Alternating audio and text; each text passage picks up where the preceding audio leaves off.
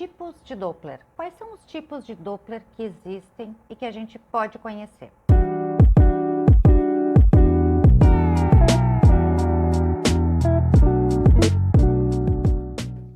O primeiro deles é o Doppler contínuo. O Doppler contínuo ele não é utilizado em hepatologia. Ele é um exame no qual o transdutor é composto apenas por um cristal. E esse cristal ele emite continuamente uma onda de ultrassom. Da mesma maneira, um único cristal recebe continuamente essa onda de ultrassom. Só que é uma detecção do fluxo às cegas. Ele inclui todos os vasos daquela região e não é possível selecionar um vaso específico.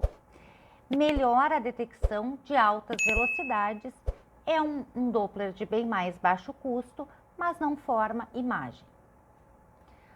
Um Doppler agora sim, bastante utilizado na clínica médica e na hepatologia é o Doppler colorido. O Doppler colorido faz com que a cor identifique o sentido do fluxo em que esse sangue está se direcionando. A coloração vermelha, o fluxo se aproxima do nosso transdutor, e a coloração azul, o fluxo se afasta do nosso transdutor.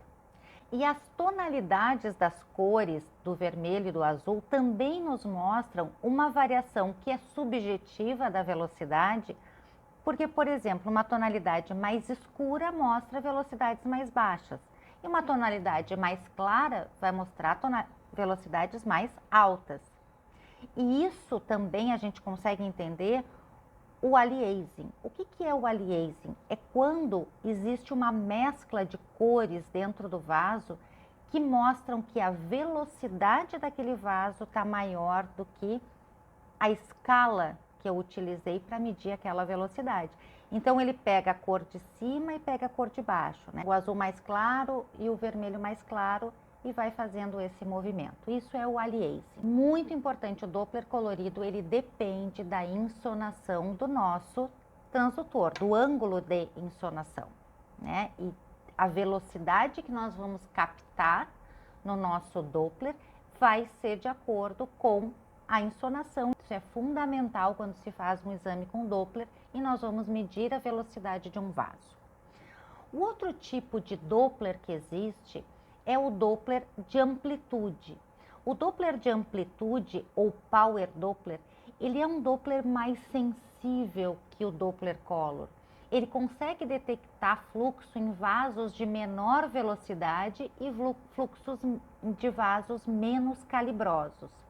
No entanto, da mesma maneira em que o processador do aparelho ele é mais sensível nesta avaliação, ele não consegue nos dar a direção desse fluxo. Então, toda a nossa avaliação vai ser de uma única coloração. Não mais a gente vai ter vermelho se aproximando e azul se afastando.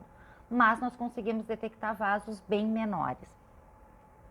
E hoje em dia nós temos disponível tecnologia, que é uma tecnologia híbrida, em que algumas marcas de aparelhos conseguem já fazer uma associação do Color Doppler com o Doppler de amplitude. Então nós temos o Doppler híbrido, que é com uma sensibilidade maior e que a gente consegue ver a cor, ou seja, a direção desse fluxo, né?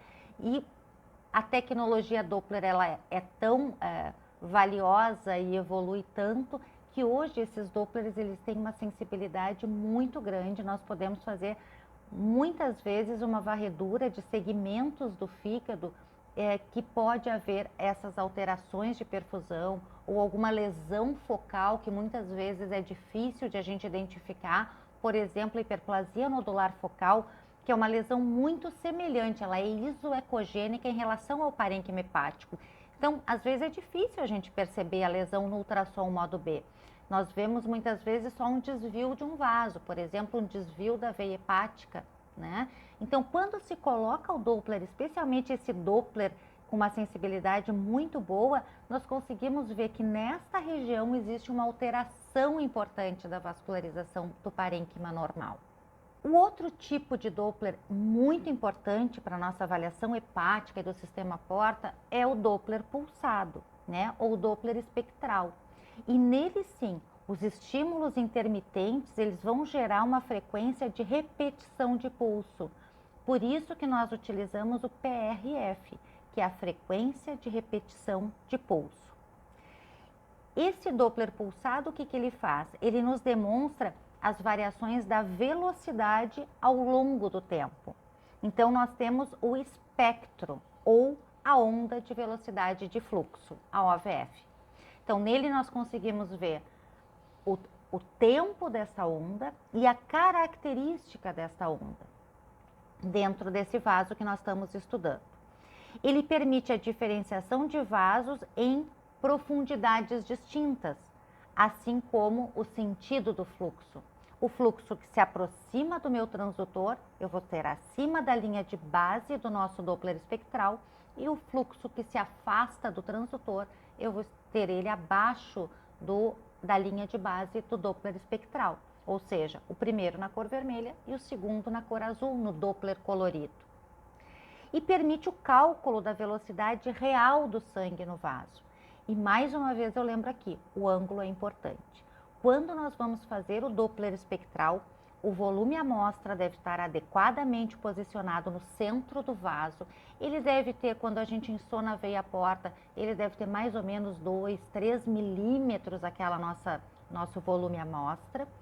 E nós precisamos ajustar o vaso com a mão e colocar a nossa varetinha do ângulo a menos de 60 graus. A varetinha do ângulo exatamente na mesma direção paralela à parede do vaso, e ele não deve estar a mais de 60 graus da nossa insonação. Isso o aparelho nos dá, né? No cantinho ali da nossa tela nós vamos ver em que ângulo nós estamos e a gente ajusta o ângulo para que ele fique com menos de 60 graus. Com isso, nós vamos ter a velocidade real daquele vaso. Então, esse é o nosso Doppler pulsado. Então, assim, nós temos esses tipos de Doppler diferentes e que é importante nós conhecermos para poder fazer um exame com qualidade e poder diferenciar entre eles.